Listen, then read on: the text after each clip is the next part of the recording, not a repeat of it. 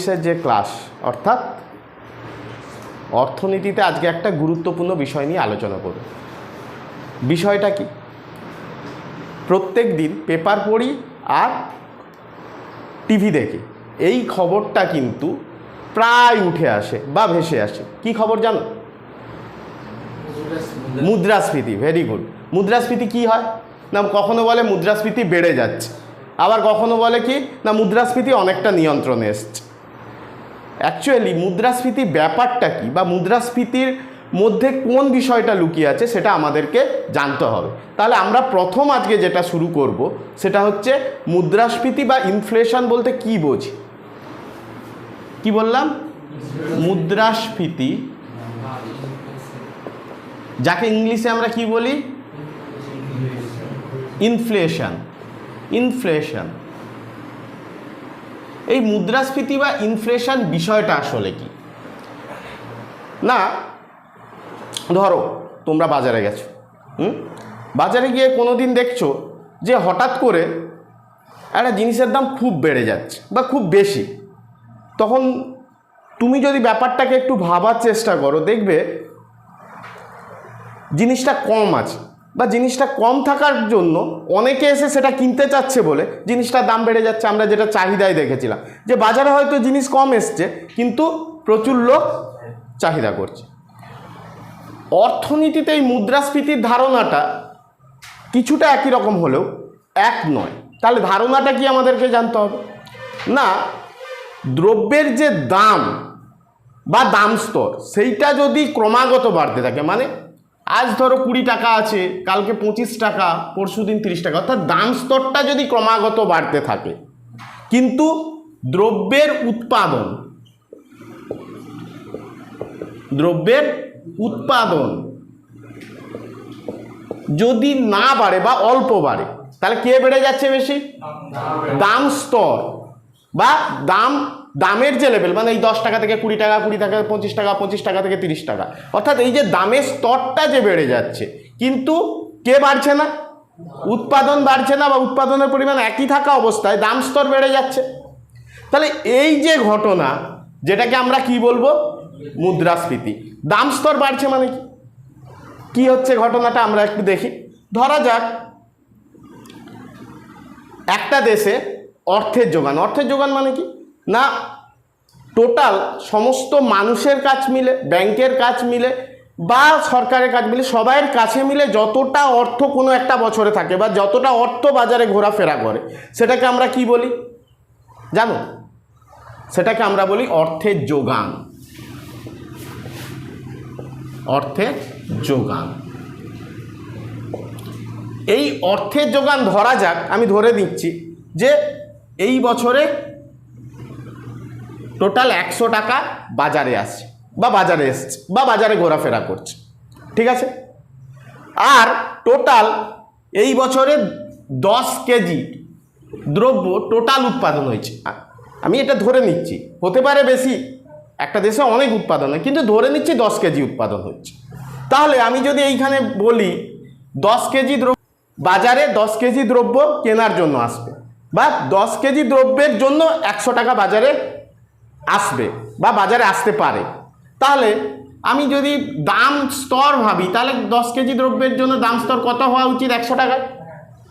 100 টাকায় কাটাকাটি করো, 10 টাকা দাম স্তর হওয়া উচিত, কারণ টোটাল যোগান আছে অর্থের 100, 10 কেজি টোটাল দ্রব্য আছে, তাহলে টোটাল দ্রব্য তাকে আমি যদি অর্থের যোগান ডিভাইডেড বাই টোটাল দ্রব্য করি তাহলে দাম স্তর আমি পেয়ে যাব, ঠিক আছে? এইবার একটা জিনিস হলো, এই 10 কেজি দ্রব্যই বাজারে আছে কিন্তু সরকার কি করলো না অর্থের যোগান বাড়িয়ে দিল বা মানুষের হাতে প্রচুর টাকা চলে এলো। তখন মানুষ কি করবে? ওই টাকা নিয়ে বাজারে যাবে। ধরা যাক 10 কেজি দ্রব্য বাজারে টোটাল উৎপাদন হয়েছে এবছর, কিন্তু 200 টাকা এখন সব মানুষের হাতে মিলিয়ে চলে এলো। তাহলে দেখো দ্রব্যের পরিমাণ একই আছে 10 কেজি, কিন্তু চেঞ্জ হয়ে গেছে কোনটা না অর্থের যোগান। অর্থের যোগান বেড়ে গেছে। তাহলে অর্থের যোগানের উপর নির্ভর করে যে বাজারে দাম স্তর বাড়বে কি কমবে। তাহলে অর্থের যোগান 100 থেকে 200 হয়েছে, কিন্তু কোনটা কনস্ট্যান্ট রয়ে গেছে? 10 কেজিটা কনস্ট্যান্ট। এইবার দেখো এই 10 টাকা দামটা 200/10 যদি আমরা করি তাহলে কত টাকায় পরিণত হলো? 20 টাকায়। তাহলে 10 টাকা দামটা 20 টাকায় চলে গেছে। কি করে গেল? দেখো, দ্রব্যের উৎপাদন বাড়েনি, কিন্তু বেড়ে গেছে মানুষের হাতে অর্থের যোগান। ঠিক আমাদেরও যদি দেশের অর্থনীতির কথা ভাবি, যখন মুদ্রাস্ফীতি হয় এই রকম ঘটনা ঘটে। অর্থের যোগান কিভাবে বেড়ে যেতে পারে একটা দেশে? কি করে অর্থের যোগান বাড়তে পারে কোনো একটা দেশে? না, অর্থের যোগান বাড়তে পারে সরকার নতুন করে নোট ছাপাতে পারে, নোট ছাপিয়ে জনগণের কাছে পাঠাতে পারে, বা লোন করতে পারে সরকার, লোন করে মানুষের হাতে টাকা পাঠাতে পারে। লোন কার কাছ থেকে করতে পারে? দেশের মানুষের কাছ থেকে করতে পারে, বিদেশ থেকে করতে পারে। তাহলে অনেকগুলো মাধ্যম আছে অর্থের যোগান বাড়ানোর। বাট অর্থের যোগান বাড়ার সঙ্গে সঙ্গে যদি উৎপাদনের পরিমাণ না বাড়ে, মানুষের হাতে টাকা চলে আসছে, অনেক চলে আসছে, তাহলে মানুষের হাতে যখন অনেক টাকা চলে আসছে সে কি করতে পারে? না, সেইগুলো নিয়েই বাজারে যাচ্ছে, কিন্তু বাজারে উৎপাদন বাড়েনি, বাজারে উৎপাদন বাড়েনি। তাহলে উৎপাদন যদি না বাড়ে অথচ টাকার যোগান বেড়ে গেছে, তাহলে কি হবে? দাম স্তর আস্তে আস্তে বাড়ছে, দাম স্তর আস্তে আস্তে বাড়ছে। তাহলে এটাকেই আমরা কি বলতে পারি? মুদ্রাস্ফীতি। তাহলে সহজ কথায় যদি আমরা মুদ্রাস্ফীতি বুঝতে চাই, তাহলে এই উদাহরণটা একটু মাথায় রাখবে যে মানুষের হাতে টাকা যখন বেড়ে যাচ্ছে অথচ উৎপাদন বাড়ছে না, তার মানে দ্রব্যের পরিমাণটা একই আছে বা একটু বেড়েছে, কিন্তু অর্থের যোগান অনেক বেড়ে গেছে, মানুষের হাতে বেশি বেশি টাকা চলে গেছে। তখন কি হবে? সেই টাকাটা মার্কেটে ডিমান্ড করতে আসছে, এবং সে কি করছে না, দ্রব্যের যে দাম স্তর, অর্থাৎ এই যে 10-এর গল্পটা বললাম, সেখান থেকে 20 হলো, 20 থেকে 30 হলো, সেইটা কিন্তু এই উৎপাদনের কম হওয়ার জন্য হতে পারে। তাহলে এই যে বিষয়টা, এই বিষয়টাকে আমরা সহজ কথায় মুদ্রাস্ফীতি বলি।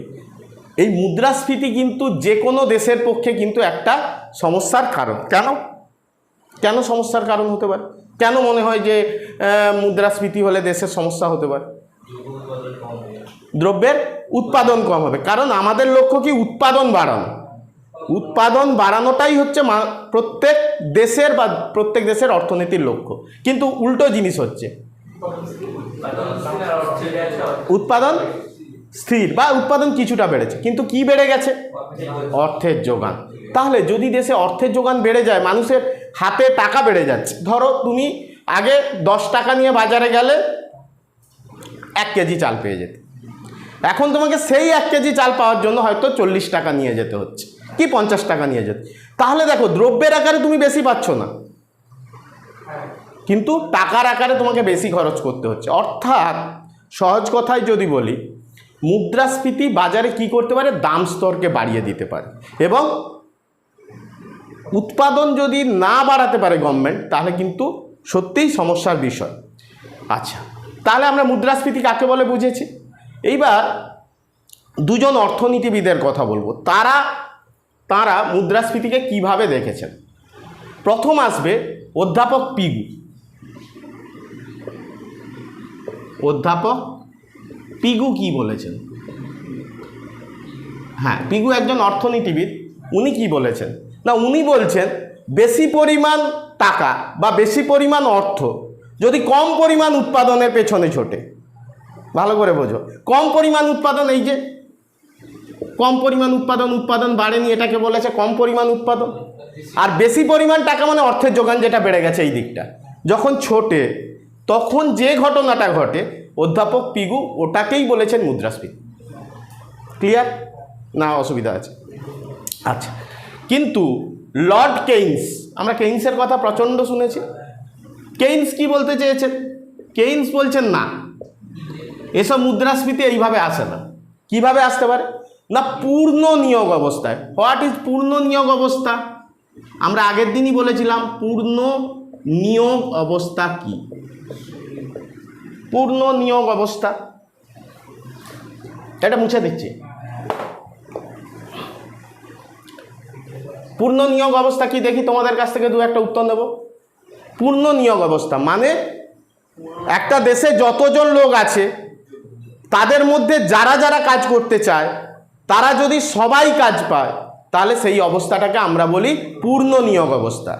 লর্ড কেইনস বলতে চেয়েছেন যে একমাত্র পূর্ণ নিয়োগ অবস্থাতেই কিন্তু মুদ্রাস্ফীতি আসতে পারে। কেন না, আমাদের দেশে ধরো 100 জন লোক আছে, তাহলে 100 জন লোকের মধ্যে 50 জন কাজ করে যদি 10 কেজি দ্রব্য উৎপাদন করে, তাহলে 50 জন কাজ করতে চেয়েছে অথচ পায়নি, তাহলে তো আমার উৎপাদন বাড়ানোর সুযোগ ছিল।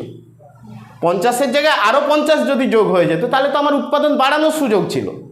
তাহলে যতজন লোক কাজ চাইছে তাদেরকে সবাইকে যদি কাজ দিয়ে উৎপাদনটা করাতাম, এবং সেই অবস্থাতেও যদি দেখা যাচ্ছে দাম স্তর বাড়তে থাকে, অধ্যাপক কেইন্স বলেছেন সেই অবস্থাটাকে কি না মুদ্রাস্ফীতির অবস্থা। তাহলে কেইন্সের মতে মুদ্রাস্ফীতির অবস্থাটা কি না পূর্ণ নিয়োগ অবস্থা, যতজন কাজ চাইছে সবাইকে কাজ দাও, সেই অবস্থাতেও যদি তোমার দেখা যাচ্ছে দাম স্তর বাড়তে থাকে, তখন কেইন্স বলবেন যে পূর্ণ নিয়োগ অবস্থা। কিন্তু আমরা যদি একটু বাস্তবের দিকে দেখি, বাস্তবে কিন্তু এমন কোনো তত্ত্ব পাবে না যে পূর্ণ নিয়োগ অবস্থাতেই কেবলমাত্র মুদ্রাস্ফীতি হচ্ছে। কারণ পূর্ণ নিয়োগ অবস্থা না থাকলেও আমরা মুদ্রাস্ফীতি দেখতে পাই। যেমন তুমি ধরো ভারতে কি যতজন লোক কাজ চাইছে সবাই কাজ পাচ্ছে? আমেরিকায় যতজন লোক কাজ চাইছে সবাই কাজ পাচ্ছে, কিন্তু তাহলে কি দাম স্তর বাড়েনি? দাম স্তর বেড়ে যাচ্ছে। তাহলে এইটা আবার কেন হয়? এইটা অনেক কারণে হতে পারে। এমন হতে পারে যে ক্যাপিটাল, মূলধনের অভাব। ধরো মানুষ আছে, তাকে আমি যন্ত্র দিতে পারছি না। ধরো আমার 4টে যন্ত্র বসেইছি, 4টে যন্ত্র চালানোর জন্য 4 জন লোক লাগবে, কিন্তু বাকিরা বসে আছে। তাহলে আরও যদি যন্ত্র হতো আরও উৎপাদন বাড়াতে পারতাম।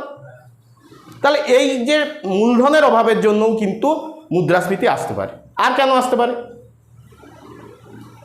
আর কেন আসতে পারে দেখি, কার কাছ থেকে কি উত্তর পাওয়া যায়। আর হতে পারে টেকনোলজির অভাবের জন্য বা সম্পদের অভাবের জন্য। সম্পদ যদি অঢেল হতো তাহলে সমস্যা ছিল না। তাহলে এই সম্পদ আবার শুধু থাকলে হবে না, তাকে কাজে লাগাতে হবে, না হলে উৎপাদন হবে না, আমরা জানি। তাহলে এই বিষয়গুলো দিয়েই আমরা বলতে পারি মুদ্রাস্ফীতি কি। তাহলে পেপারে যখন দেখবে যে মুদ্রাস্ফীতি বাড়ছে, তাহলে কি বুঝবে তোমরা? কি বুঝবে, কি ধারণা পেতে পারো? তার মানে বাজারে দাম বাড়ছে।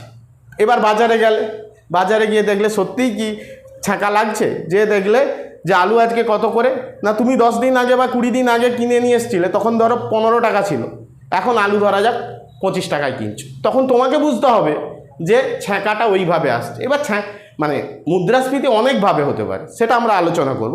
বাট নর্মাল কথায় যদি আমরা বুঝতে চেষ্টা করি, মুদ্রাস্ফীতি মানে হচ্ছে এটাই।